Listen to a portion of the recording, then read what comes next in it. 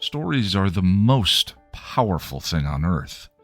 They are literally life and death. Wars are waged based on the story of who is the hero and who is the villain. You are the result of a story your parents told each other, the one-night stand, the soulmate, and friends who became so much more. Life and death. So wouldn't you like to understand them better, these stories? How Story Works, an elegant guide to the craft of storytelling by Lani Diane Rich, demystifies stories and helps you understand why you love what you love, why you hate what you hate, and why prologues are almost always a bad idea. How Story Works by Lani Diane Rich. Available on Amazon in ebook, audiobook, and paperback form. Get your copy today.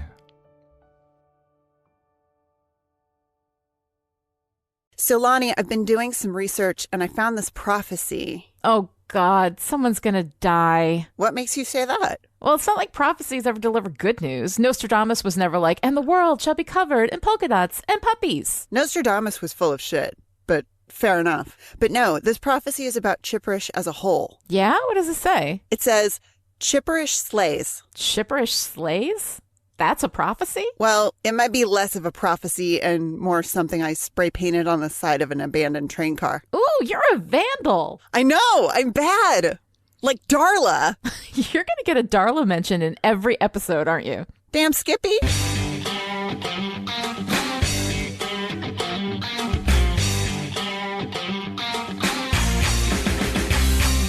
Welcome to Still Pretty, a Buffy the Vampire Slayer podcast from Chipperish Media. I'm story expert and prophecy girl, Lani Diane Rich. And I'm film scholar and codex decoder, Noelle LaCroix. And we're here today to talk about Prophecy Girl, the season 1 finale. Prophecy Girl was written and directed by Joss Whedon, and it shows. This is the Buffiest episode of Buffy so far. A warning before we begin, every episode of Still Pretty talks about each episode within the greater context of all of Buffy, and as such, is fully spoiled. So get your prom dress and leather jacket on, grab your crossbow, and let's go on patrol. In Prophecy Girl, Xander practices asking Buffy to the dance, using Willow as a stand-in, while Buffy is out on patrol, killing vampires, and Giles, in his office, translates the codex and discovers that the prophecy predicts that Buffy will die when the Master rises. At that moment, an earthquake shakes Sunnydale, delighting the Master in his underground lair. What do you think? 5.1? The next day, Giles is distracted by what he's learned as Buffy informs him that things are getting hell-mouthier. Xander finally gets up the courage to ask Buffy to the dance, and she turns him down. He does not take it well. I guess the guy's got to be undead to make time with you. Jenny Calendar approaches Giles, worried about the coming signs of the apocalypse, and he enlists her help in getting more information about the prophecy. Willow tries to console a pouty Xander, who asks her to go to the dance with him. She refuses, not wanting to be his second choice. You think I want to go to the dance with you and watch you wish you were at the dance with her? You think that's my idea of hijinks? In the library, Giles tells Angel that the prophecy says the Master will rise and Buffy will die. Buffy overhears and decides to quit slaying. Giles, I'm 16 years old. I don't want to die. At home, Buffy tries to convince Joyce to take her away for the weekend, but Joyce has to work. She reveals that she bought Buffy a beautiful white dress for the dance, and Buffy tries to pretend that nothing's wrong. At school, Cordelia and Willow discover Cordelia's boyfriend Kevin dead in the AV room, along with a handful of other kids. Buffy goes to Willow's to comfort her. I knew those guys. I go to that room every day. And when I walked in there, it wasn't our world anymore. They made it theirs. And they had fun. Jenny shares her discoveries with Giles. The Anointed One is a child, and he will lead Buffy into hell.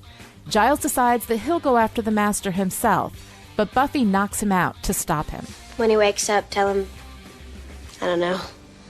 Think of something cool. Tell him I said it. Buffy goes to find the Master and lets the little boy vampire lead her to him. Xander and Willow discover what she's up to, and Xander goes to get Angel. I don't like you. At the end of the day, I pretty much think you're a vampire. But Buffy's got this big old yin for you. She thinks you're a real person. And right now I need you to prove her right. You're in love with her. Aren't you?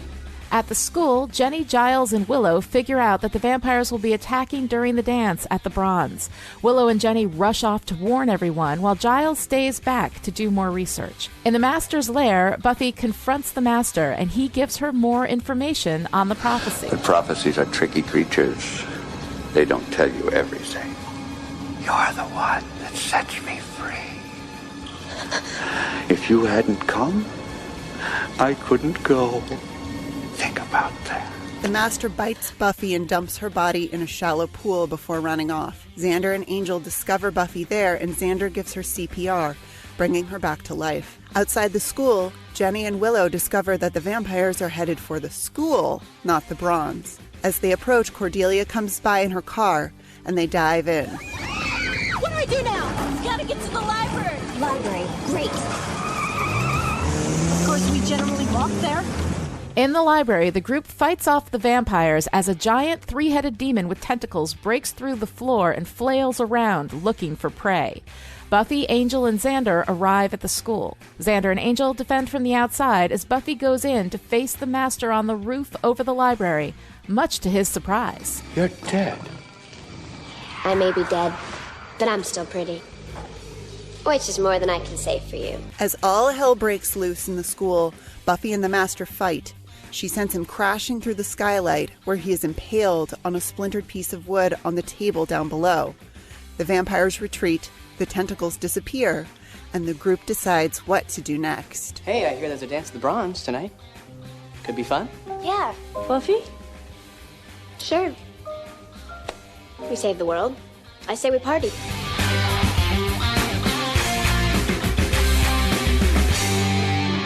All right, Noelle, Prophecy Yes. Girl. This is where it heats up. This is where it gets good. How'd you like it?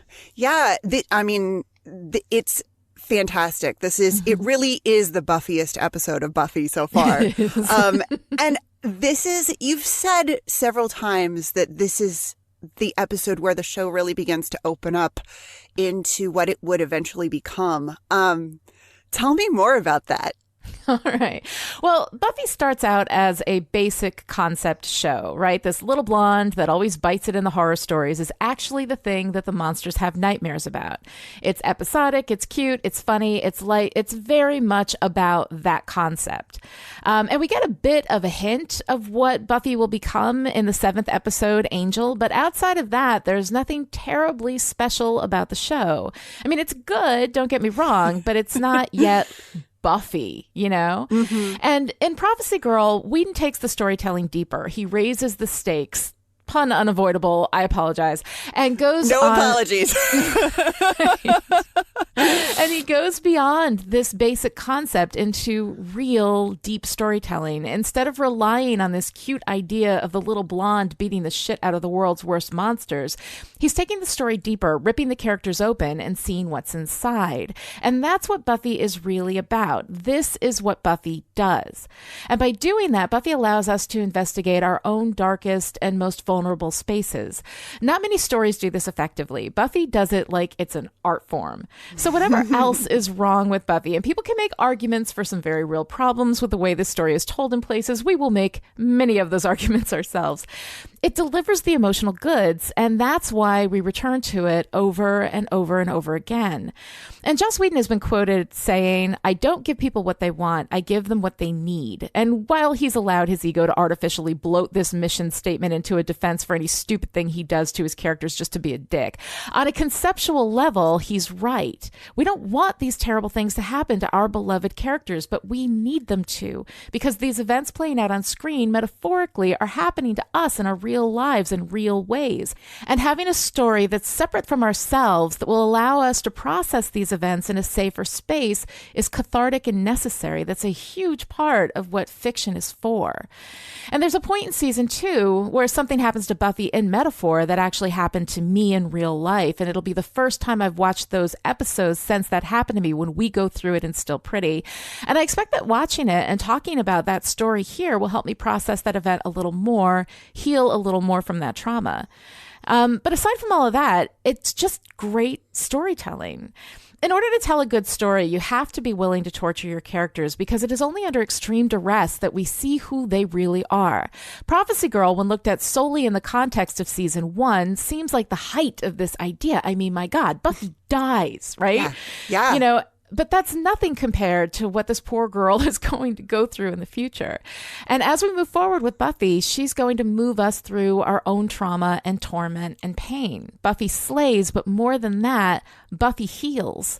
And that is what Buffy is really about. Damn, woman. Damn. That is my thesis statement on Buffy.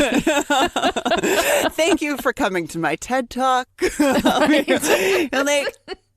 I mean, that is fantastic because I feel like, Buffy, of course, is herself the prophecy girl, of this episode title. Yeah. And we really get to see just how multifaceted she is in this episode. And I feel like, it was hard for me to write my notes for this episode because I feel like Prophecy Girl is about so many things. Yeah.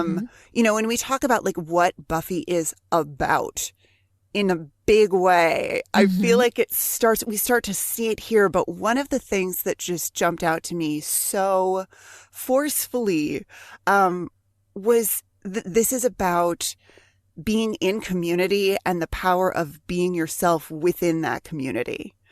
So we have Buffy, as the protagonist and the Slayer. She has this unique relationship with everyone in the world around her. And I feel like we see that really, really clearly in this episode. I mean, we see her one-on-one with Giles, with Xander, with Joyce, Willow, and Jenny, technically, because Giles is unconscious at the time. Right. We see her one-on-one with Colin, and we see her one-on-one with the Master. And she has a different way of relating to all of these people in her life. We don't see her alone in this episode with Cordelia or with Angel. And with Angel, we don't really need to re-establish that relationship here because we have an in-depth relationship already established for them. With Cordelia, we don't get much Buffy and Cordelia together in this episode. We have that great connection from last time with the parallelism of the May Queen and going through the whole ordeal with, Invisible Marcy, surviving that together. And the way that Cordelia previously has acknowledged Buffy's strength and knew to come to Buffy for help and, heeds her when Buffy tells her to shut up so that she can figure out what to do. So we've got the beginnings of the Cordelia Buffy relationship. But there's this really noteworthy connection between Cordelia and Buffy in Prophecy Girl, which is so rife with girl power, and it gives us this gorgeous symbolism to play with. And I want to jump right into Buffy's introduction in this episode. Yes, absolutely. Because it is a little strange, isn't it? It's it feels unusual when it happens. And I talked in the pilot about the show really telling us what it is right from the start, twisting the expectation of the helpless, scared blonde girl and the predatory boy.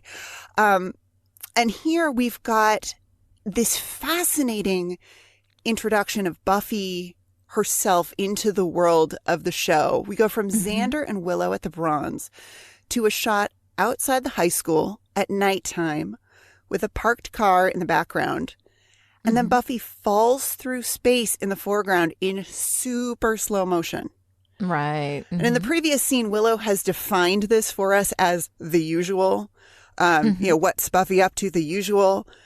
Well, what's up with the super slow-mo? For me, it says action hero, but also something holy falling from the heavens or a baby being born. And I don't I don't completely know what to do with this. I mean, and then as she hits the ground, you know, she hits the earth flat on her back with this horrible crunch sound effect. Yeah. Mm-hmm. And it's like this entry into the rough reality of life. Yeah, I don't know. I mean, for me, I think in this opening, what I got out of that slow motion choice, you know, is that here we have Buffy and she is distant from what she's doing. Like she's out there, you know, we have her say that was the third vampire that night. So she's been busy, right? Mm-hmm. And she's just slaying vampires onto the next one, slaying vampires onto the next one. And she's not, I think, connected. She's not in the moment. You know, she's slightly outside of it. Mm-hmm. She's done all this killing tonight, right? But she's not hyped. She's not energized. She's just going through the motions, which is something that we're going to get to with Buffy later. Buffy shutting herself down in this emotional space is something we're going to revisit often throughout all of this, partially because she's the Slayer, so she's separate from everybody else, so that emotional connection is a harder jump for her than it may be for most people, partially because her experience is highly traumatizing. You know, she's a young girl who has to spend all her time killing monsters, you know, and that is a traumatizing effect, and that tends to shut you down and keep you kind of separate from the world. So I see her in this slow motion space that this is just, you know, a Tuesday night, right? For Buffy. Yeah. This is just what she does, and she does it all the time, and she's not connected to it. She's not feeling that power. She's just expressing that power. You know, it is not she's shutting herself off from it. Mm-hmm. So for me, I mean, that's how that read in that opening scene. Well, it's interesting because, you know, if she's shut down from it, I feel like the slow motion and the point of view shot that we get really connect us very deeply to her in that moment. Yeah. I mean, I feel like we're deep in Buffy's point of view. Absolutely. Especially when we cut to the vampire's face as he's looming over her. I mean, that's an extreme close-up. It's not a true reverse shot construction. This is not literally what she's seeing, but it's her eye line, and she's sort of zeroing in on his face. It's her focus. Yeah. But it gives her a sort of otherworldly, supernatural quality, this slow motion movement, especially compared to Cordelia. Right. Who's the person that we cut away to Cordelia. Cordelia is making out with Kevin in the parked car, and she stops because she hears a noise outside. Mm-hmm. And first of all, I love that in the car, Cordelia is in the driver's seat. Oh, Cordelia is always in the driver's seat. Exactly. Yeah, Cordelia is in the driver's seat. She's in the driver's seat, you know, in this relationship to her sexuality. But this is also foreshadowing, you know, of course, her driving into the library at the end of the episode. And she says, someone's out there. And Dude Bro goes, that's silly. Who would be out there? Right. You know, and I love the symbolism of that. Kevin doesn't hear or sense the Slayer vampire activity, but Cordelia does. Well, yeah, because it's like that once you see, it can't be unseen, you know, but for people who haven't seen yet, things remain unseen. And I love, you know, you were talking about Cordelia and kind of the relationship between Buffy and Cordelia that was established last week in Out of Mind, Out of Sight. And here we are, we don't get much of Cordelia and Buffy, but she is essentially changed. This is a different Cordelia now from who we had before. She is part of the team. She has seen, you know, which is interesting because she actually gained her ability to see when she was dealing with an invisible predator, right? You know, somebody coming after her who could not be seen, right? And somebody who in no small way, Cordelia contributed to her unseenness, you know? Yeah. But now Cordelia is aware of it. And I also really like, too, is that we have the ordinary and the extraordinary, right? Yes. Where Cordelia represents the ordinary, the mundane, the regular girl, right? Buffy should be in her car making out with some dude, right? That should be Buffy's life, but it's not. Instead, she's out slaying vampires, you know, doing the work of keeping the world safe, right? And Cordelia is inside the car. Buffy is outside of the car. Cordelia is inside the bubble of mundanity and ordinariness, and Buffy is outside of it. But within it, Cordy can still see what's going on. And I like all of that. And I like how badass Cordy is in this episode. When she goes up to Willow, right? And she's actually being nice to Willow. And I mean, granted, she says, I like your outfit. And Willow's like, no, you don't. She's like, no, I don't, but I need a favor. Yeah. She's so straightforward. And even in that, she's like, and if you do it, I'll talk to you at the dance. You know, I'll give you some social capital. Yeah. Right. She's very aware of herself and her role, but also she's being like respectful of Willow's expertise. Yes.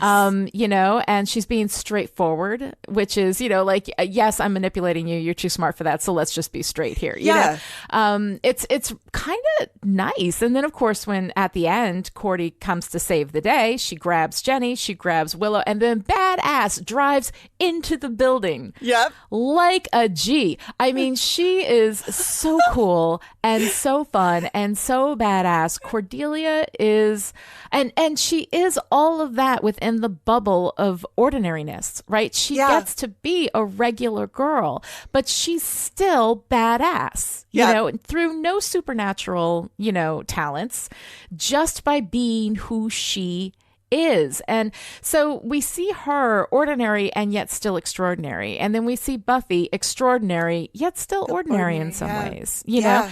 And they kind of really reflect on each other in such a nice way. And I mean, even to the point of their styling, like Cordelia's got brown hair, Buffy's got blonde, Cordelia's taller, Buffy's a little shorter. Mm-hmm. You know, Cordelia wears these, you know, fancy, stylish outfits, and Buffy is wearing, you know, slightly less stylish. You know, she's still stylish, but she's not like that kind of, you know.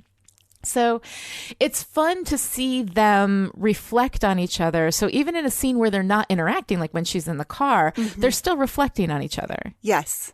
Yeah. And I love Cordelia at the end when she bites the vampire coming through the window. See how you like she it. She is badass. I mean, seriously. Yeah. Yeah, Cordelia. Yeah. No, I love that here we have Cordelia being more honest. I mean, she's honest with Willow about what she wants. And we see her sort of struggle a little bit with her own emotions, the back and forth of thinking that Kevin bailing on her is cute. No, it's not cute. It's annoying.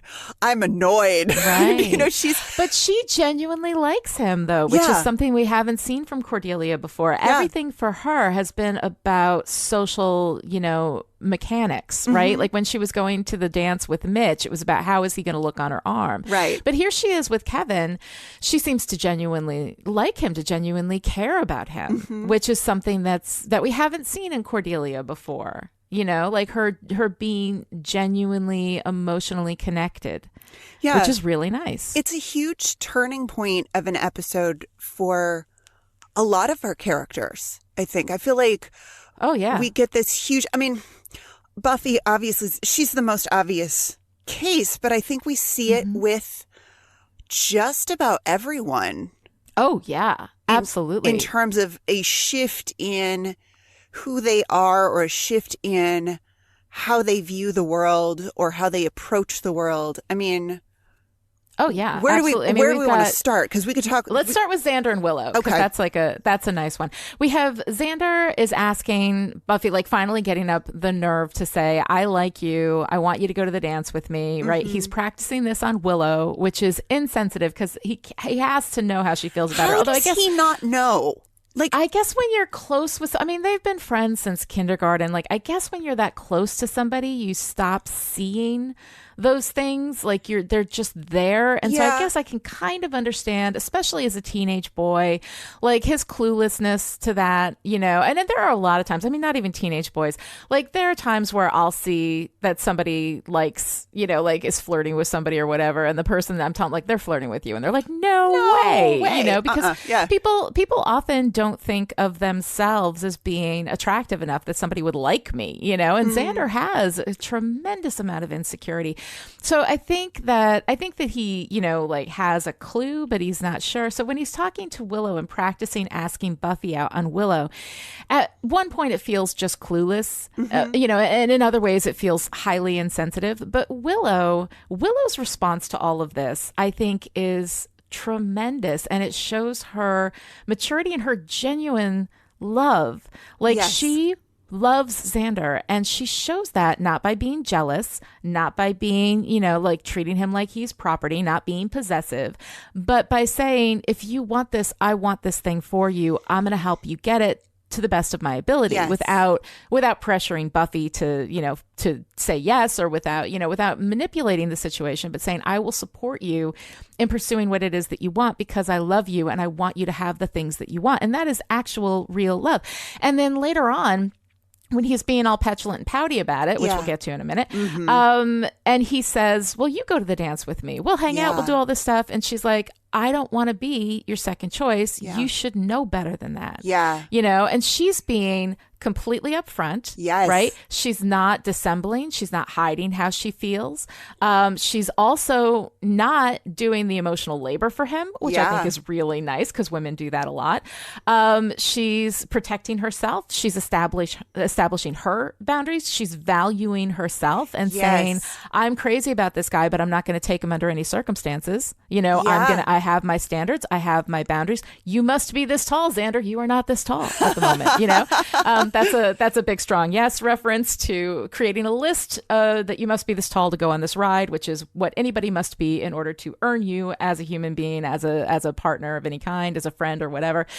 So this is kind of an internal, you know, chipperish joke, but you must be this tall list. You know, she has this tall list and he's not there because he's not looking at her. He's just trying to basically have her comfort him, you know, while he's mooning over Buffy. And that isn't good enough for her, which I love. I mean, we've seen Willow be vulnerable, really vulnerable about Xander. Yeah. You know, and how much she cares about him, but yet she is not desperate, you know, to take any little drops that he might throw her way. Like, she is like, this has to be good enough for me if I'm going to accept it.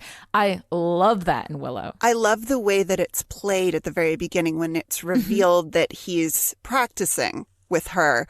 For her, you know, she says, you can practice on me some more if you want, in this very sweet, loving way. And we hear that she's enjoying this, but it's also, it's for her, like, this exists strictly in a fantasy space. Like, she is enjoying the fantasy of Xander talking to her in this way. But she knows it's a fantasy. Yeah. Yeah. But Allison Hannigan's performance in this episode is just phenomenal. Like, she just blows me out of the water. And then that, you know, so she's like, it's this adorable sort of pleasure at the fantasy of Xander talking to her this way. And I love that she's eating something as he practices this. It's like she's got her popcorn for the show. Yes, exactly. It's so great. It's so great. Yeah. This is the Xander show that she's watching. And then when she comes to check on him and he's so angry about how this has gone down with Buffy, she is absolutely 100% in her power. She's not going to, you know, she knows exactly what he's up to in terms of trying to sort of, you know, pull the switcheroo and, you know, we'll go as friends. And she's just like, no way. There's no way. And what I love that he doesn't hear her at first. She says no. And as she enters the room, there's a "Just Say No" poster behind her on the door. I didn't even see. I love the signs you pick up. The signs are so fun. The signs are so much fun. Oh my God. But as she enters that, she's standing in the doorway, and then next to her, before they've even started talking, it says "Just Say No." And I'm like, oh, Willow. Oh, but God. she's remarkable in that scene. And he is just clueless. I mean, I struggle with Xander and his feelings for Buffy in this episode because I mean, I feel you. Like, it sucks when you like someone and they don't like you back. It sucks and it hurts, and it's really hard to, you know, when you're upfront with someone and you say, I like you, you know, will you date me? Right. You know, will you go to the dance with me? And they say, no, I don't think of you that way. Or, no, I really like you, but I don't feel that spark. I mean, ouch. But Xander then takes that to a place of entitlement. Yes. He's angry with her. She's very honest with him. She could string him along. You know, she could try and he's cruel to her. Yeah. He's mean to her when really she rejects is. him. And he immediately apologizes. So I appreciate that, because there are times when you're in an emotional situation, you say things that you wouldn't ordinarily say just out of anger.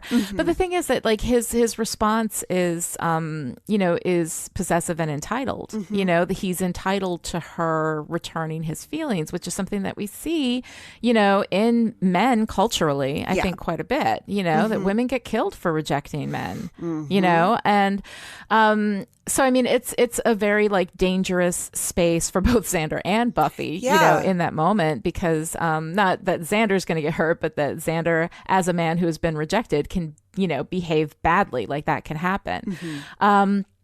So it's one of those situations that, you know, for Buffy is really hard. And there's the contrast between Xander's love and Willow's love, right? Because Xander's love is very much about, I want you for me, you know, and Willow's love is, I want you to be happy. Yes. You know, and that is the difference between immature love. Immature love is possessive, and mature love is, you know, about support, and it's about wanting you to be happy, even if that means that you're not happy with me. Yeah. You know? Yeah. So it's a nice reflection. And you see Willow and, you know, like, interacting with Xander in this moment. And granted, you know, Xander's a kid. Like, I understand where he's coming from. I understand how he's feeling. You know, I do find it uncomfortable because of this cultural, you know, thing that we've got going on where rejected men can get extremely dangerous because of that sense of entitlement and possessiveness. But at the same time, you know, you can feel that pain. You can understand how hard that would be for him, and especially with his insecurity, that he is taking this personally as a rejection of him. You know, because he doesn't see his own value at all. And that's something that I think you can sympathize with, even while acknowledging that this is a very, you know, problematic kind of attitude that does happen. Yeah. Well, and he opens that moment, you know, bullying that other kid off the bench so that they can sit together, which I thought was so weird. That felt so odd for me. Xander, you know, greets the kid and then is like, move. Yeah. I just thought, like, it felt so weird to me. And then when Buffy says no, Xander stands up and he has to lord over her in this moment. He has to hover. He's got to be, he has to stand. She stays sitting. And there's this real, like I say, I have empathy for him because he's vulnerable and she rejects him. And he takes it. But he takes it too far. He takes it as a rejection of his entire self. And that's not what it is. It's, you know, she says, you're my friend, you and Willow. Right. And this idea that is somehow not enough. I mean, is really troubling. The resentment of the friend zone, you know, is one of those very dangerous concepts that, you know, if somebody loves you in any way, you know, if they love you as a friend, like, that is still love. It may not be the kind of love that you would like to have returned, but it is not nothing, you know? And then when he drops that line, that cruel line, well, I guess a guy's got to be undead to make time with you, is such a minimization of her that the only reason why she likes Angel is because he's a vampire. If anything, that's the reason why she's trying not to like Angel. She likes him for who he is, Right. for all of these qualities, which, by the way, are qualities that Xander could learn a thing or two from. Angel has some damn fine qualities aside from being a supernatural, being, right? But it's so cruel the way that he throws that at her. As just a way of lashing out at her. Yeah. And it is that is a little bit of emotional violence because she had the temerity to say no, that if you say no to a guy, he's going to hurt you in one way or another. Yeah. So another thing that I really like here, as far as like the growth of our characters, is what we see happening with Giles, right? Yes. Oh It's my gosh. so great. Like I love Giles. Like here he is in the beginning, right? He's doing all this research. He's figuring everything out. He discovers that Buffy is going to die. Yeah. And then he immediately calls Angel in so that they can discuss it. As they're discussing it, Buffy, of course, hears and quits, right? And she tells him, "What good are you?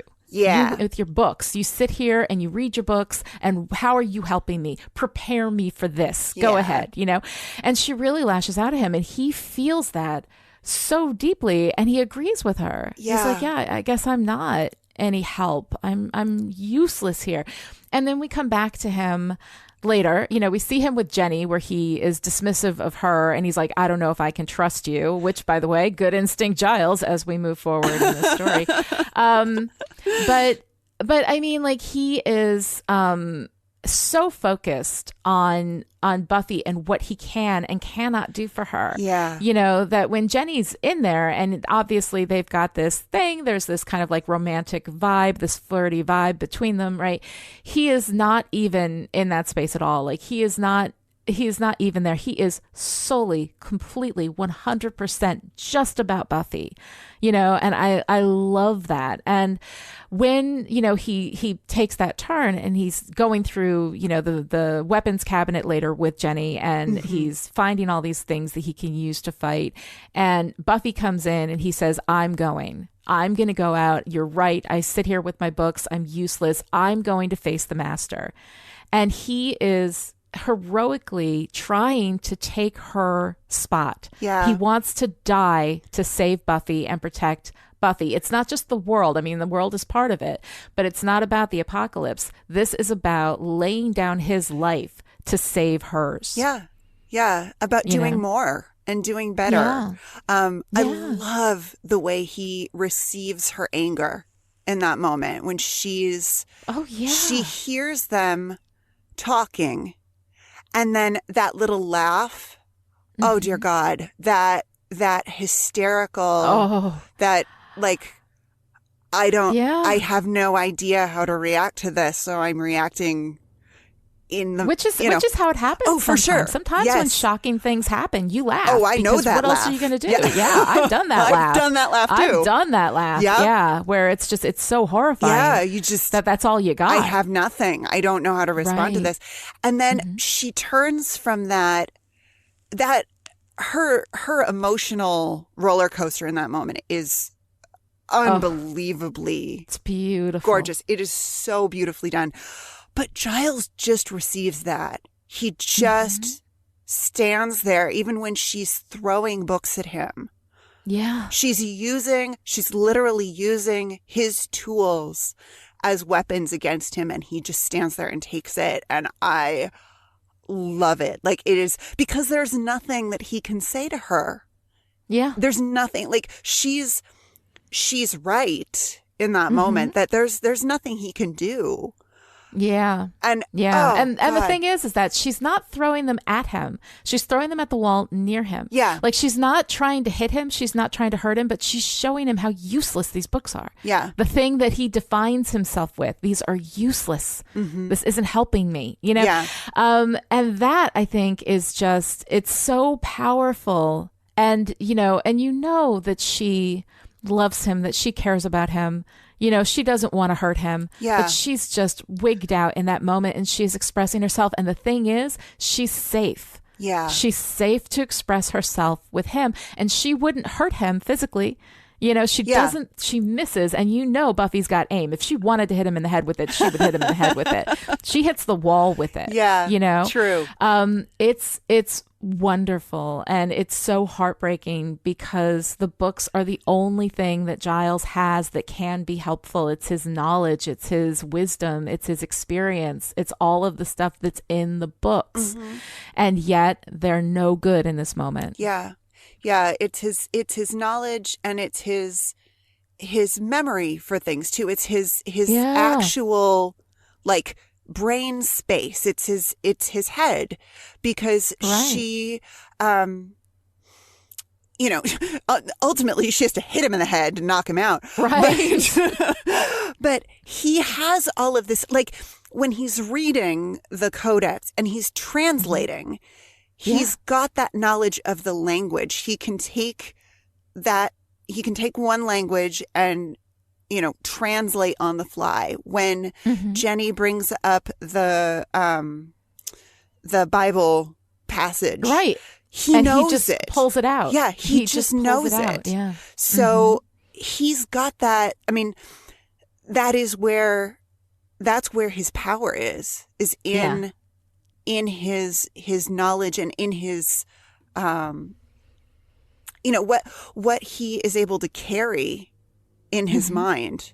I mean, and that's part of why that first interaction with them is so painful, because he knows, he's read the prophecy. He knows she's going to die, and she's just, you know, she's been going through the motions. She's wearing a press on. She broke a nail fighting vampires. Right. And Giles is just rattled by all of that, and he can't concentrate. He can't focus on what she's saying, because he's completely overwhelmed by this information that he has about, you know, what's going to happen to her.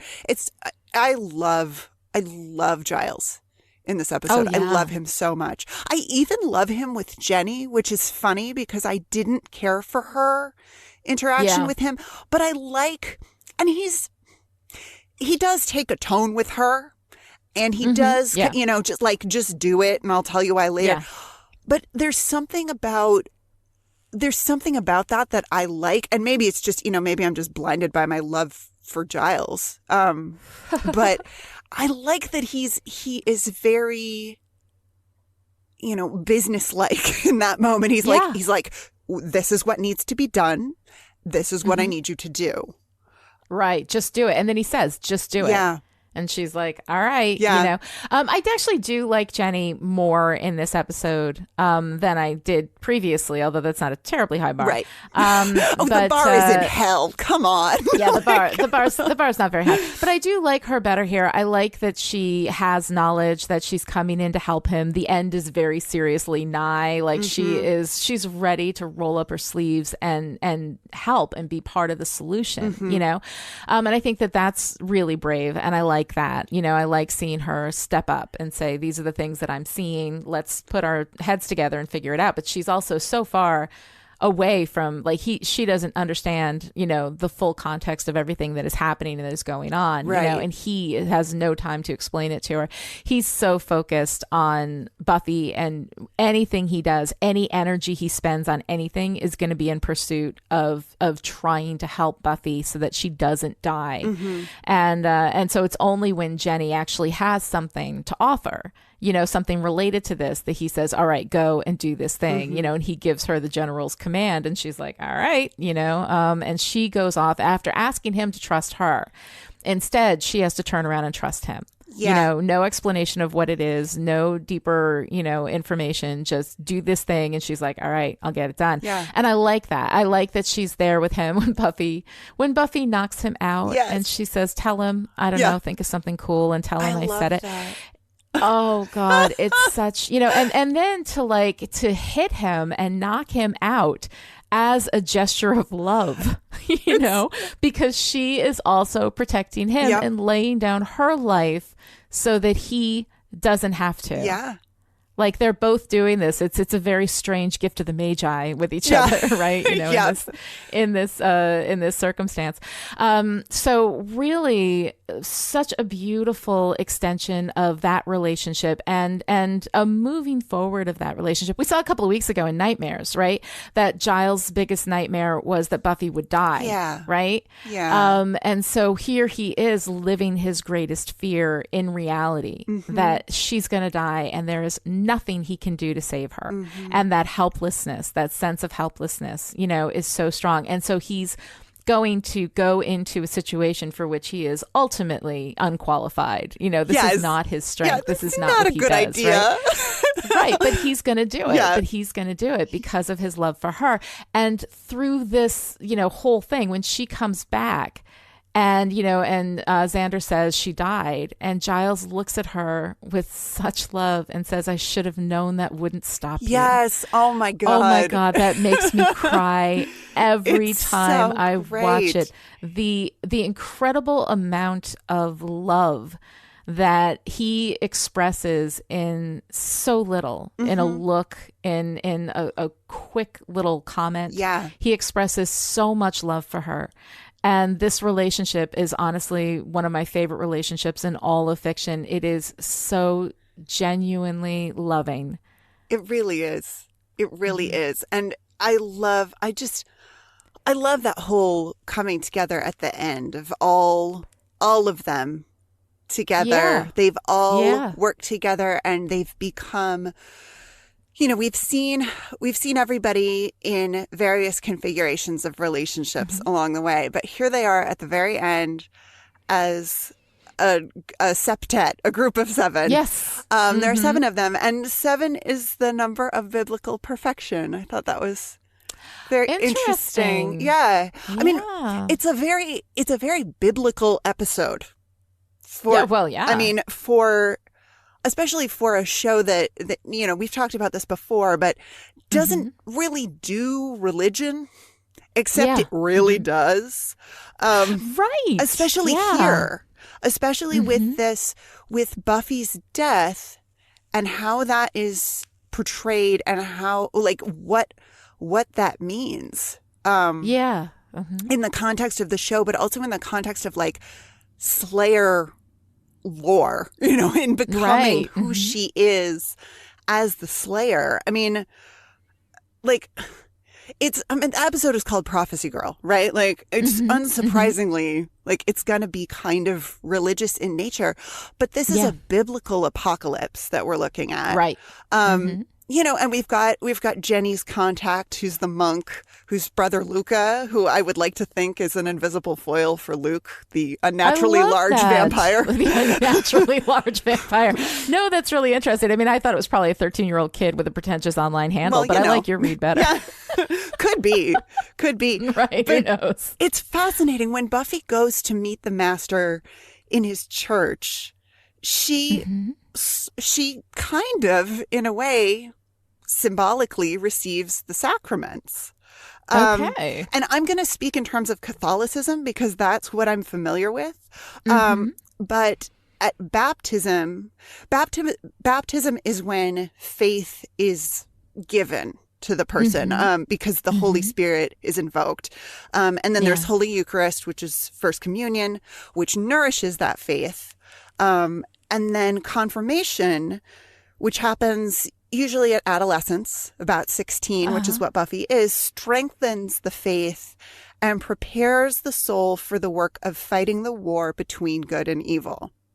Okay? So confirmation, which is really where we end up with the sort of religious symbolism with Buffy, is about accepting the responsibility of your faith and choosing to do the right thing. Okay. So Buffy, you know, the Master bites Buffy in this moment. She dies. She collapses into the pool of water in the Master's church. I mean, baptism, where that's a pretty common image in Western film and television, the idea of, you know, baptism in the water. But prior to this, Joyce has given her prom dress, which they can afford because, as Joyce puts it, you know, she's the because of the way she's the way you're eating. She's not eating very much, which could be seen symbolically as fasting. She's fasting in preparation for this holy experience of Slayer death. But part of baptism is the presentation of the white garment. And the celebrant, the priest will say, the person's name. So Buffy, you have become a new creation and have clothed yourself in Christ. See in this white garment the outward sign of your Christian dignity, with your family and friends to help you by word and example, bring that dignity unstained into the everlasting life of heaven. Now, we don't have Christ. It's very interesting. We have crosses, but not Christ. So I don't really know, where to put that. But I see that hint of that piece of the baptism, the baptismal rite in the presentation of this white dress. And then the cross necklace that she has ripped away, when she quits. She rips the cross necklace off and throws it to the ground. She puts it on again right before she goes into battle. So she's donning this symbol of her faith. And when I say faith, I don't mean Christian faith, which is really strange because we're using all of this sort of Christian symbolism, but it's a Slayer faith almost. It's the duty to fight and, protect the world against evil and the forces of darkness. So it's not so much faith in terms of belief as it is faith in terms of a kind of spiritual or supernatural calling. Right. Well, one of the things that's interesting about that is that if you think about where all religion comes from, right? It comes from some core of the human experience that is shared. So I think that what Buffy is referencing, even though they're using Christian symbolism to do it, is exactly all of those same things. Like Christianity is an expression of something that Buffy is also expressing because it comes from that same core human experience, but it's not necessarily, Buffy is borrowing these things again, as Buffy often does, from Christianity, but it's not really about Christianity. It's just about the same things that Christianity also talks about. Right. And you absolutely could say, if you wanted to do a religious reading of Buffy and say it is about Christianity, because we talked already about the beautiful gesture of laying down your life for your friends. And that is the highest form of love as expressed. Sacrifice, right? As expressed, Jesus says that to his disciples, that is the highest form of love is the willingness to lay down one's life for one's friends. So, I'm not saying it's Christian. I'm not saying it's not. I mean, it definitely is just coming from, the United States of America, where we like to pretend that everyone is Christian, especially in our media, especially in our film and television. We use a lot of the signs and symbols of Christianity because we like to pretend that we're all Christian, and we like to pretend that we all respond to those same symbols in the same way. But I agree with you as well that there is that deeper connection. I mean, when, in my sort of Catholic light reading of what happens to Buffy in the Master's Church, I mean, when she's revived, when Angel and Xander bring her back. I mean, it's a kind of a communion in a way. I mean, it's a secular communion because Angel pulls her physically out of the water, and Xander brings her back, which is bullshit, by the way. We've talked about this. You and I have talked about this. Yeah. I have no breath. Angel's right. Well, first of all, dude, he's standing there, crouching there panting. He's like, right. And he can talk. Like, if you can talk, talking is pushing air through your vocal cords. Like, he has functioning lungs because he can speak. Right. So, yeah. So, I mean, I liked the symbolic Like that it's not that he doesn't have breath, it's that his breath is impure. Yeah. Right? His breath is essentially corrupted. Yeah. And because of what he is. And so Xander has to be the one to bring her back, but that both of them together, are able to do that. Yeah. So I think that logically it doesn't make sense, but metaphorically it does. It's beautiful. It's beautiful metaphor because in receiving Xander's breath, she is, taking a part of him into a part of her. They are in communion in that moment. Yes. Although I have to say, this is something that pulls me out of visual narrative every single time. When you do CPR on someone, when you do CPR, if the person starts to come to, you roll them onto their sides always, because people who have gone through that, it's so funny. It's such a weirdly triggering thing for me, somebody being brought back to life. And she coughs up water and I'm like, you dummies, stop, turn her over on her side so that she doesn't aspirate the water back in. High-fiving each other about, we did a good job. It's like, we get to, oh wait, she died again. Oh wait, yeah, come on, you idiots. But, of course, it's symbolic. It's a symbolic death and reviving. And then she's confirmed. Because she says, I feel different. I feel strong. I feel stronger. Yeah. No, I like that. Actually, with the white dress, I saw a 3-beat with that. Yeah. Right. And a 3-beat has 3 different contexts in every iteration. Usually it's establishing, then it's reinforcing, and then it's subverting. Right. That's usually how it goes. But in this 3-beat, we have 3 different beats of I like your dress that are reflected on each other. The first one is with Willow. Yeah. Right?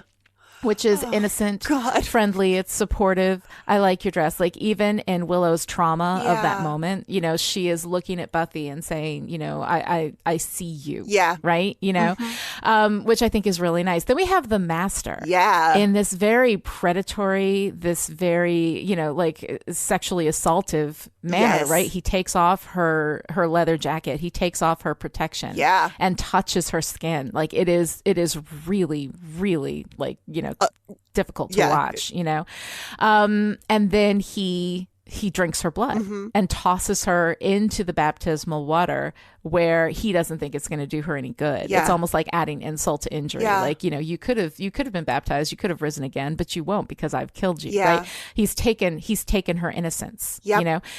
So here we are in this white outfit, which is often a symbol of innocence or purity, right? Which with its, connotations of woman's sexual experience is a little bit problematic, but I'm not looking at it that way. Yeah. Newness. Even though we did just have that very like predatory, sexual kind of taking of innocence with the master just a moment before. And so she comes back from that and she says, no, I feel strong. I feel different, so that loss of innocence and the trauma of what she's experienced leading to strength and power made me think of Hannah Gadsby. Yes. Whose Netflix special Nanette is absolute required watching. Yes. For everybody, just drop everything and go watch it. There's a line that Hannah Gadsby says there's nothing stronger than a broken woman who's rebuilt herself. And so here she is up on her feet again. I feel strong. Right. Yeah. And then we have the final beat with the dress, which is Angel, right? Angel, who has been avoiding her, who can't be around her, who has been trying to stay away from her because of how he feels about her and because of the sense of that power differential between them, not just because of age, because experience, everything. Yeah. Like there's so many things that are wrong with this that he's trying to stay away from her because she is a temptation for him, right? And he says, I really like your dress. And she cuts him off. So yeah, it's a big hit with everyone. Yeah. Right. So this is the time where she is taking back her control of the dress as an objectification of her. Yeah. Right. Which is how it was used with the master. Yeah. Right. She's not accepting that. But he is genuinely like flirting with her and expressing how he feels about her, not just about the dress. Like the dress is the way that he can say, I see you. Yeah. I like you, you know? So it's a really interesting 3-beat in that rather than, establishment and reinforcement and subversion, we get these 3 phases of her Yes. relationship with her own power. So I like that. I thought that was pretty cool. Absolutely. There is so much. There's so much just wrapped up in that dress, because the first time I saw it, I thought, oh, look at that wedding dress. And we've got Angel.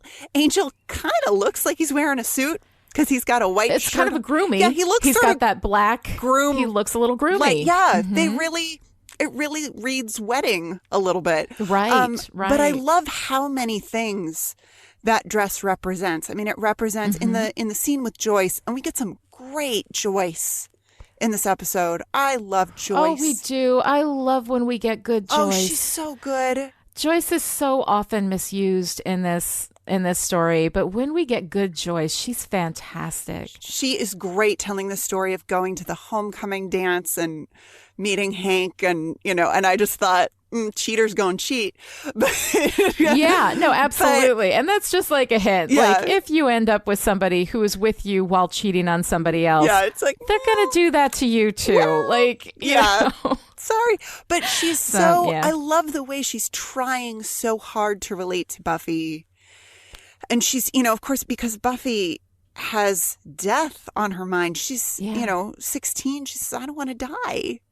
And her mother is trying to connect with her on this, it's prom. The right person didn't ask you. I know those feelings. I know how it feels to have to go. I know how. And when she says, you think I don't see these things, right? And she does see, but she's not seeing it right because she doesn't have all of the information. So even as she's being so empathic and connecting with Buffy, and that she bought the dress, I saw you eyeing it in the store window. Yeah. She saw Buffy looking at that dress and then went back and got it for her. Like, this is the thing. Like, Buffy is seen. Yes. Everybody shows their love for Buffy by seeing her. And it's so lovely. It's fantastic. But that dress just ends up representing so much of who Buffy is, and then who she becomes, how she's changed by this experience of being revived, coming back. So physically she's changed in that moment, right? Because she's lost the jacket, she's lost the updo. She's less guarded and she's less covered, but she's also more authentically herself. And I think I talked about that. She's more empowered. Yeah, I think I've talked about that a little bit before with Buffy's hair, that, the updo is sort of like, okay, serious business. She's going to work. I mean, she's going to prom, but she's going to go fight the master, hair up, serious business. Yeah. And hair up and knowing she's going to die. Yeah. You know what I'm saying? Like, knowing that she's going to die. Like, her plan isn't to go to the dance. Her plan is to die. And so, but she still puts her hair up. She still wears the dress. She's like, this may be my only opportunity to wear this dress that my mother gave me because she saw me. Yeah. So, I mean, it's nice. Yeah. It's really, really wonderful. But then when she's, she's changed, she's physically changed, and then her affect changes. They're walking forward, they're walking towards the school, and she goes, oh, look, a bad guy. And she's got this kind of like, it's a different sort of detachment from what we saw at the beginning. She's no longer exasperated by the sort of, the work that she has to do. She is focused on the work she has to do. And she doesn't have time for any of this, this bullshit. She's got to go fight the master. Right. She's transitioned. She's transitioned from girl to woman in this moment, and part of that transition, like a lot of times, we do this whole thing where when a girl loses her virginity, which is this fucking stupid construct and whatever. Virginity is a social construct, folks. Right. Virginity is a social construct. It's made up. Or, when she gets her period, right? You're a woman now, like all of this kind of stuff and whatever. What makes a girl a woman is finding her power, knowing her power, and integrating her power. That is when you go from girl to woman. I love that. Right? And that is how Buffy moves from girl to woman in this episode. And it is when she has gone from girl to woman that it's okay for Angel to say, I like your dress, to see her. Yeah. Right? So that's why, like, the age difference between her and it's if you think about it at all, she's 16. It's really not okay. in this very specific circumstance, because supernatural, Yeah. because Buffy is a woman at this Yeah. point. She has gained her power and integrated her power. Because she is there, now she's crossed over into a space where they can have a relationship. Well, you know, it's interesting that we come back to, you know, the age that she is. Because it comes up in this episode. Yeah. I mean, she identifies herself I'm as 16. I don't want to die. But also, you know, when she in that opening scene with Giles, where she says that, you know, I have to go. What is it? I've got to go face my horrible fate or something like that. Right. And he's, of course, all rattled because he knows, you know, that she's going to die, but she doesn't know that yet. And she says, biology. And I find that fascinating because they could have chosen any subject, really. Right. And history is always the subject that's hard for Buffy. Yeah. Like, that's her struggle is history, but yet it's biology in this moment. Yeah, it's biology. But I think that's interesting because what happens to her biology when she dies? Yeah. What happens? Like, what is the Slayer biology anyway? Like, is she different? Is she the Slayer on a cellular level? Is she like, obviously she's supernaturally powerful. Right. She is capable, you know, like she is extra capable in these ways, but what does that have to do with biology? And what does biology, like what happens to her biology when the master bites her, she dies, Xander revives her, and then she feels strong? Like what is changing for her on a cellular level? And I know, you know, we don't get any evidence of this, but it makes me curious. No, it's interesting. Yeah, there's something special and powerful about the Slayer's blood, right? Yes. He drinks her blood, and that's what gives him the power to be freed. And, you know, is she, because the Slayer's only gets the powers of the Slayer when the other Slayer dies, and she is then called, right? So something changes in her physically at that point. She becomes powerful. Yeah. You know, but this is the realization, the full realization and integration of this power at this moment where she dies and comes back. Right. But in terms of being available to have a real relationship with Angel where they are much more equal, I want to say something about the knowledge, like the body memory of having this experience of dying and coming back. There's not really a fully formed thought there, but there's something, I mean, there is something about having had the physical experience of dying and then returning that. Well, I mean, death and resurrection is a huge, you know, I mean, it's a huge thing. The sun god, right? It's Jesus. You know, it's been in mythology across religions and cultures since the beginning of time, the death and the resurrection. Sure. Yeah. So there's something about that. No, there's something there, and I don't know what it is, but I kind of dig it. And I'm like, and maybe, you know, maybe I'm just excited for the next, like, Buffy Angel relationship hurdle that they have to clear, which, you know, now they've had they've had the, you know, end the apocalypse experience together. I mean, where do you go from there in a relationship once you've stopped the apocalypse? Right. How do you keep it exciting? Right. How do you keep the spark alive? By learning the plural of apocalypse, as we are going to discover. Yeah. But there's so much in this episode. There's so much, and it's all so carefully chosen, and it's also meaningful, and I could just talk about it all day.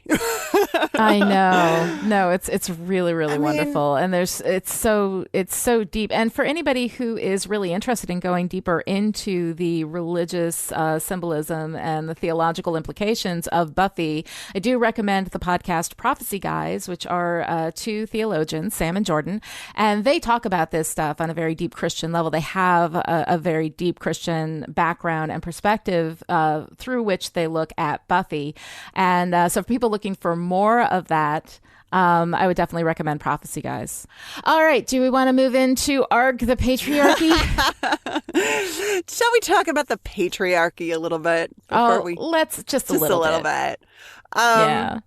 I mean, we got some great Shadow Xander the, Sure. Xander's, male entitlement to women's time. No regard for Willow's feelings about maybe being, Buffy's replacement at the dance. Right. Yeah. But, we do get Shadow Xander. And the problem with Shadow Xander is that usually it's not acknowledged as being bullshit. And so in this episode, I would say we do get some of these very dark reflections of the patriarchy and how dangerous it can be for a woman simply to just say no. Right. And in this case, Xander is not physically assaulting Buffy, but he emotionally assaults her. And that is really hurtful, But at the same time, I think on the one hand, we don't really get anybody, slapping Xander down for his entitlement to Buffy. But what he does when she needs him, right? When she's in danger, he goes and he gets Angel. Yes. The guy he doesn't like, the guy who is, as he would see it, his rival for Buffy's attention, right? And what he does is he goes to Angel and he says, she thinks you're good. She thinks you're a good man. I need you to prove her right, right? And so in that moment, Xander is putting her well-being, her best interests, ahead of his need for her. He is inviting Angel in to be the hero that saves her. Yeah. And I like that. I think that that's actually a nice arc and progression for Xander, that he is putting aside, his need for Buffy to like him and placing her safety and well-being above that. And I think that that's a really good moment for him. I need you to be the guy that she thinks you are. Yeah. I need that from you. She needs that from you. And you're going to go and help, right? Meanwhile, Angel, while all this was going on, was just hanging out in his house waiting for somebody to call him in, I guess. to put him on the starter bench. Like, he wasn't taking any initiative in this at all. He was called in by Giles. He was called in by Xander. Yeah. And even when he goes to save Buffy, he can't, right? Yeah. He's not the hero. He doesn't get a chance to fight. Yeah. Until they go outside, he and Xander stand outside and fight off the vampires while Buffy goes and kills the master. Yeah. Right. So I find that interesting that Angel is essentially passive in this episode. He's not taking action. He is being called in. Yeah. As opposed to really, like taking his own place there.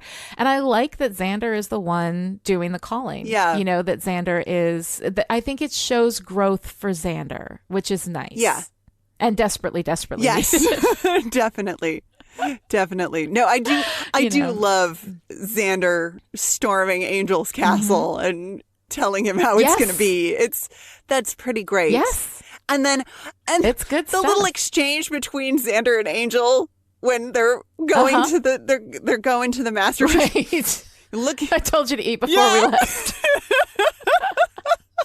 It is really cute. Yep. I enjoy that immensely.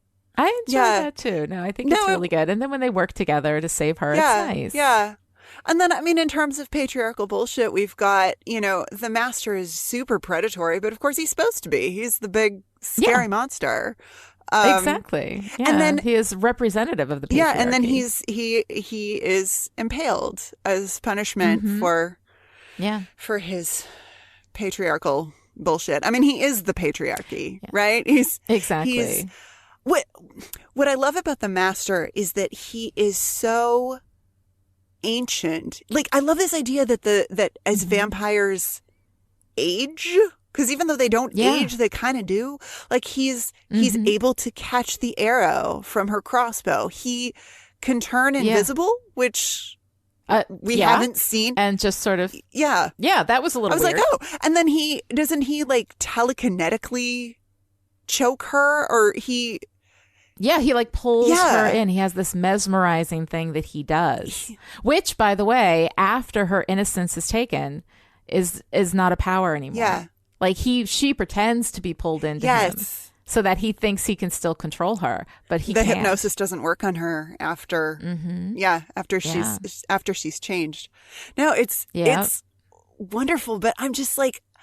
I'm fascinated by this idea that like the super old, super scary vampire is also super extra vampire-y. Like he's got like olden timey vampire knowledge. He can do all of these things. He's vampire extra. Yeah. Right, Yep. right. And then when she impales him, right, she throws him down. He does, but his bones don't. I know. What? Unlike every other vampire. What? Like, what's? I don't know. I mean, what's that about? It makes for a great image, especially in the center of the library. You know, with that hexagonal. Is it a hexagon? I feel like it is. I think so. Or a pentagon, is it? No, it's not. It's not I don't 5. know. It's hex. I think it's 6. Mm-hmm. I think. Well, and it would make sense that it would be 6 because 6 is. You know. 6 is corrupt. 6 is, you know, the serpent was made on the 6th day, and the 6th commandment is thou shalt not kill. And, you know, I mean. And 7 is the number of perfection? Yep, biblical perfection, is that right? 7 is the number of biblical perfection. We have 7. Mm-hmm. We have 7 characters defeating, you know, this evil. The evil that is. At the end, we have 7. Mm-hmm. Mm-hmm. So, you know, good has won over evil. And I think the bones are there, you know, for that so that we can pull back through the roof of the library and, you know, just have this great visual. Because an empty table, maybe not so impactful. Yeah, right, exactly. A dusty table is just a dusty table. Maybe not so impactful. I don't know.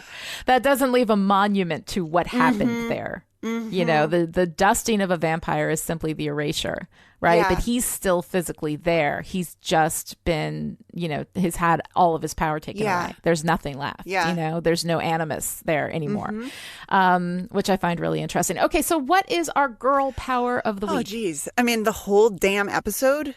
The whole thing, episode, right? Like, Willow, Cordelia, even Jenny. You know, I mean, Buffy, obviously, but like all of them, we have girl power in different ways from all of them.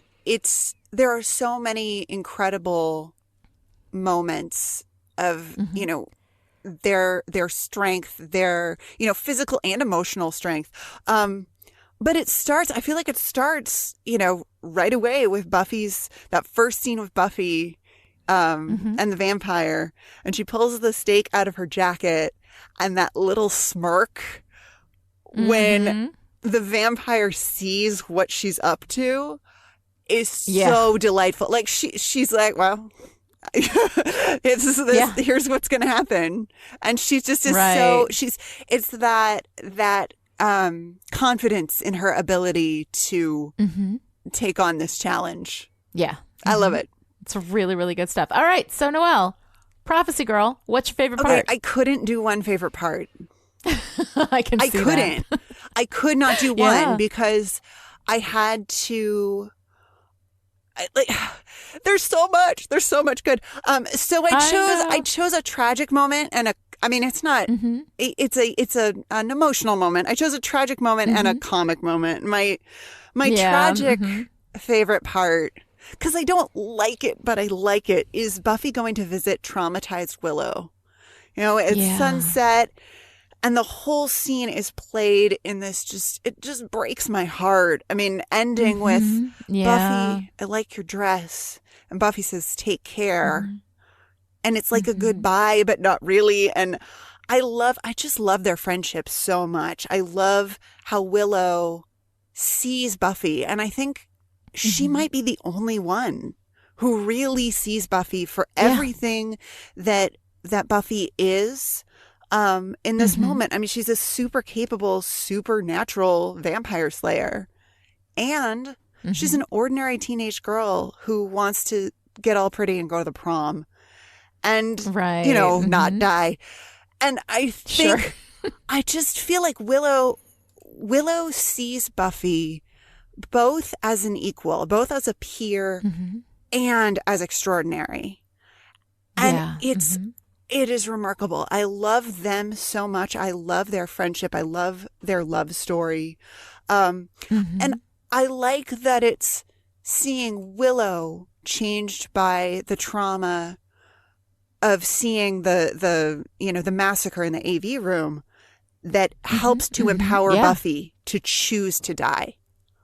Because she's getting ready to go to the dance when she is called to Willow's house. She's not Right. gonna, she has quit. She's right. quit. She's leaving. She handed in her resignation. That's it. Yep. Mm-hmm. So she throws the jacket on to go to Willow's, and then it's seeing Willow and being with Willow in that moment that shifts something in Buffy to the point that she can go choose to die.